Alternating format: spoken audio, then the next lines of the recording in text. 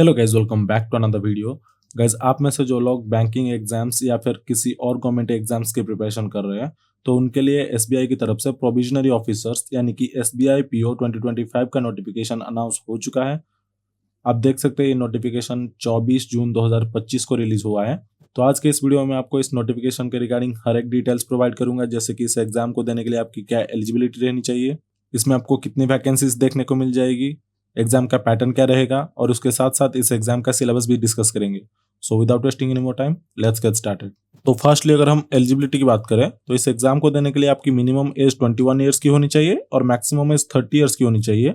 अगर स्पेसिफिकली बात करें तो आपका जो डेट ऑफ बर्थ है वो 2 अप्रैल 1995 के पहले नहीं होना चाहिए या फिर 1 अप्रैल 2004 के बाद नहीं होना चाहिए। और अगर आप किसी रिजर्व कैटेगरी से बिलोंग करते हैं जैसे कि एससी एसटी ओबीसी वगैरह, तो यहाँ पे उसके लिए आपको आपका जो एज रिलैक्सेशन है वो देखने को मिल जाएगा।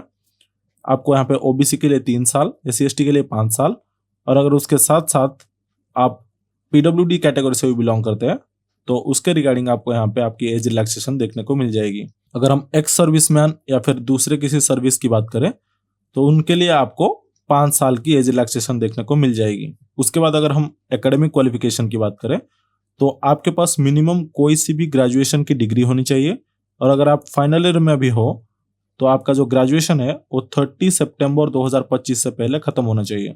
तो ये था आपका एलिजिबिलिटी क्राइटेरिया। तो चलिए अभी देख लेते हैं इस एग्जाम के रिलेटेड कुछ इंपॉर्टेंट डेट्स जो आपको याद रखनी है। आपका जो नोटिफिकेशन आया था वो 24 जून को आया था। आपका जो ऑनलाइन एप्लीकेशन है वो 24 जून से स्टार्ट हो चुका है। आपका last date of online application है 14 जुलाई। फी पेमेंट का लास्ट डेट भी 14 जुलाई ही है। आपका जो प्रीलिम्स से पहले जो पीईटी होता है, प्री एग्जामिनेशन ट्रेनिंग, वो आपको जुलाई में देखने को मिल जाएगा। आपका जो प्रीलिम्स का एडमिट कार्ड है वो 3rd या फिर 4th वीक ऑफ जुलाई में आ जाएगा। ठीक है। आपका जो प्रीलिम्स का एग्जाम डेट है वो जुलाई अगस्त 2025 में है। ये प्रोबेबली आपको 1st वीक ऑफ अगस्त में देखने को मिल जाएगा। ठीक है। आपका जो मेंस का एग्जाम डेट है वो सितंबर 2025 में होगा। आपका जो इंटरव्यू का एग्जाम डेट है वो अक्टूबर या फिर नवंबर में होगा। आपका जो फाइनल रिजल्ट का पब्लिकेशन होगा वो आपको दिसंबर में देखने को मिल जाएगा। अगर हम वैकेंसी की बात करें तो इस साल आपको 541 वैकेंसी टोटल देखने को मिल जाएगी, जिसमें से 500 इसी साल ऐड हुई है, और जो 41 वैकेंसीज हैं वो आपको बैकलॉग वैकेंसी देखने को मिल जाएगी जो पिछले साल फिलअप नहीं हो पाई थी। आपको यहाँ पे कैटेगरी वाइज सारी वैकेंसी देखने को मिल जाएगी।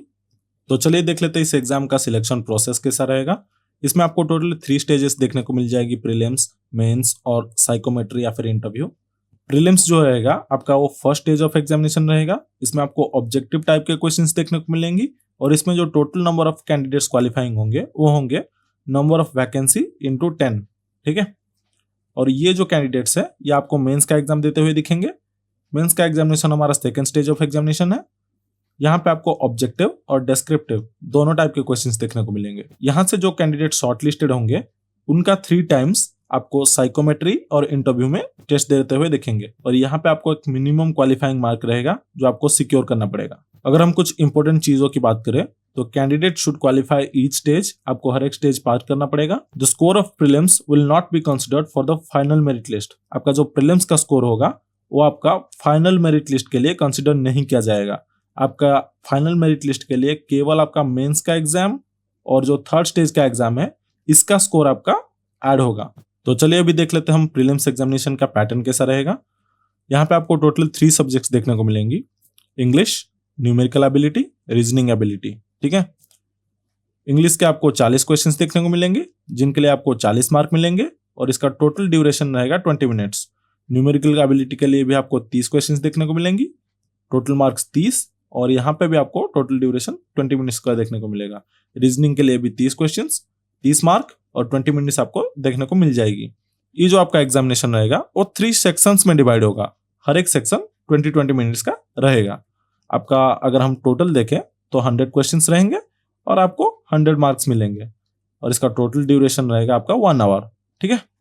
आपको यहाँ पे एक और चीज का ध्यान रखना है कि आपको ईच करेक्ट आंसर के लिए 1 मार्क देखने को मिल जाएगा, और आपका ईच इनकरेक्ट आंसर के लिए आपका 1/4 मार्क डिडक्ट हो जाएगा, यानी कि 0.25 मार्क। ठीक है। उसके बाद आपको एक इंपॉर्टेंट चीज याद में रखनी है कि पहले जो आपका सेक्शनल कट ऑफ रहता था, यानी कि हर एक सेक्शन का आपको एक पर्टिकुलर कट ऑफ देखने को मिल जाता था, वो यहाँ पे रिमूव हो चुका है। और यहाँ पे आपको अभी जो कट ऑफ देखने को मिलेगा वो आपका ओवरऑल स्कोर से कैलकुलेट किया जाएगा। तो चलिए अभी देख लेते हैं मेंस का examination pattern.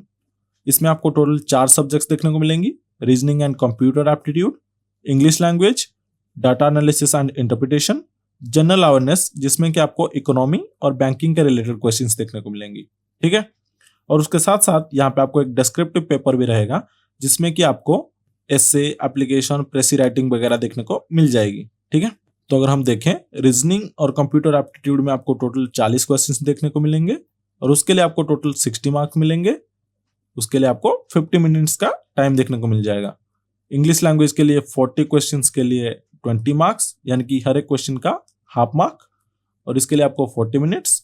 Data analysis interpretation के लिए आपको 30 क्वेश्चन के लिए 60 मार्क, यानी कि हर एक क्वेश्चन का 2 मार्क देखने को मिल जाएगा। और यहाँ पे भी आपको 45 मिनट्स देखने को मिलेंगी।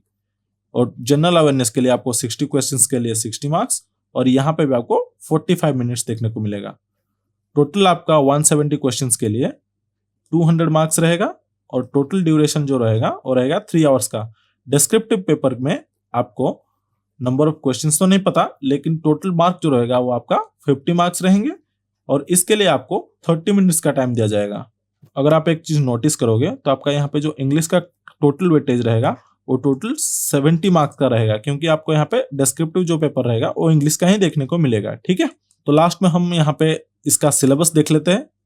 ये रहा आपका इंग्लिश का सिलेबस। आप यहाँ पे वीडियो को पॉज करके इसे पढ़ सकते हैं।